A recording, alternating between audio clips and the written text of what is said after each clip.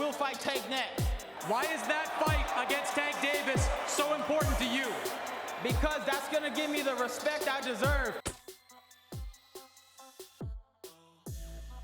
Now, there's a group of people that are out there telling you that this fight is easy money for Gervonta Davis. We already know how it's going to turn out. The same way that you think about this on paper is the exact same way that it's going to turn out in real life. That it's a foregone conclusion. We just got to kind of go through the steps and make it all official and make it all happen.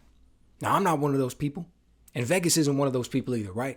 You go over and you look at the casinos. They don't have this line set at minus 1,000, minus 1,500 or something crazy for Gervonta Davis. It's like minus 260, minus 270, something right along those lines. Gervonta Davis is a clear favorite, yet at the same time, you got to give a lot of respect to Ryan Garcia. And you got to ask yourself, why is that? And it's because it's a very easy answer to that question. Ryan Garcia has a clear path to victory in this fight. He absolutely can beat Gervonta Davis. Now, I'm not saying he's going to do it, and I'm not saying it's likely, but let's look at this for a minute, okay? Let's think about this. Ryan Garcia is bigger, stronger, incredibly fast hands, explosive, great power.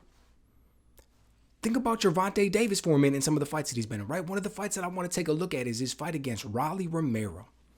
Now, I'm not saying that Rolly Romero is a great fighter. I'm not saying that Rolly Romero is as good as Ryan Garcia. I'm not talking anything about that. But look at this for a minute. You've got Rolly Romero, a guy who's bigger than Gervonta Davis, a guy who's a power puncher, a guy who's got a big hook, just like a big left hook, just like Ryan Garcia. And think about how that fight went. When we saw that fight start out, we knew right away for an absolute fact that Gervonta Davis respected the power that was coming back at him from Rolly Romero because of the game plan that he took. He went out there and he showed more patience than he ever shown before. He was using a lateral movement. He was only shooting one counter shot at a time. He was being very selective with his shots. Even when he was being aggressive, he was only really shooting one shot at a time. That's all the kind of stuff that you do when you really respect the power that's coming back at you. You don't want to overextend yourself. You don't want to put yourself in a position where all of a sudden you get caught with a nasty shot, because it can only take one shot from a guy who's got real power to put you out of there.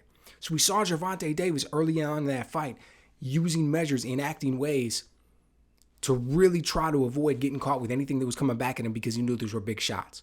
Now, that being said, Rolly Romero went out there and he was landing clean, hard shots, particularly that left hook, early on in that fight in every single round. Early on in that fight, even though Gervonta Davis was taking particular measures to not get caught with it, he was getting caught with it. And that was from Rolly Romero.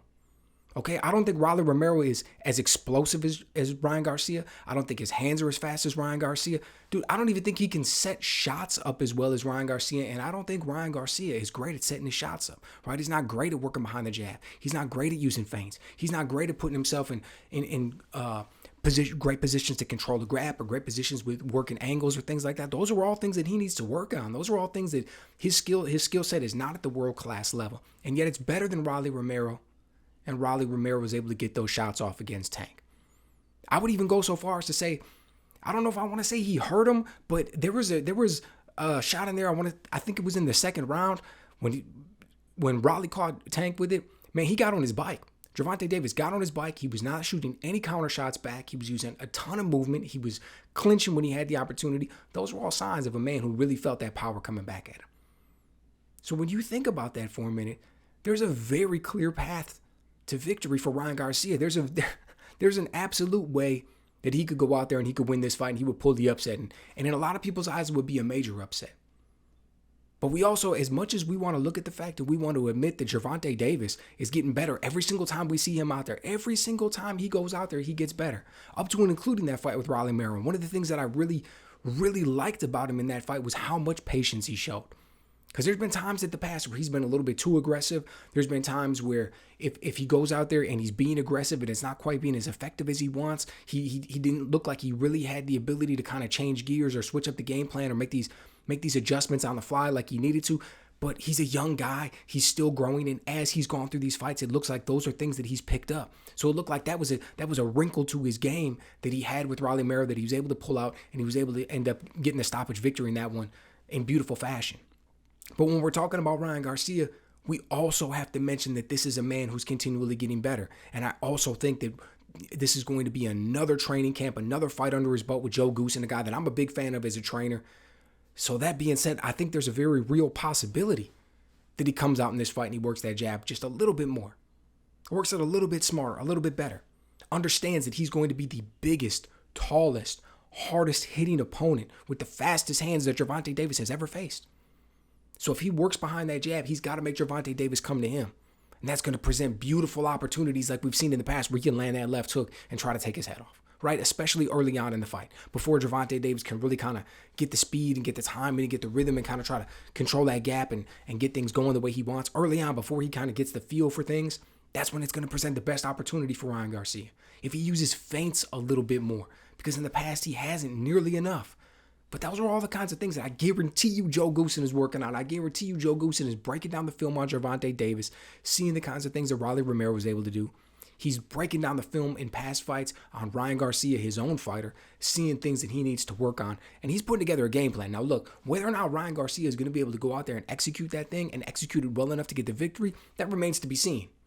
And I'm not trying to suggest by this video that he should be the favorite or that he's going to be, that I'm picking him or that he's going to necessarily win this fight. But what I am saying is this. There's a lot of people who are underestimating him. There's a lot of people who think that Gervonta Davis is going to be able to go out there and walk through this dude just because they've seen him get dropped by Luke Campbell. And what I'm saying is that the offense that Ryan Garcia presents is formidable.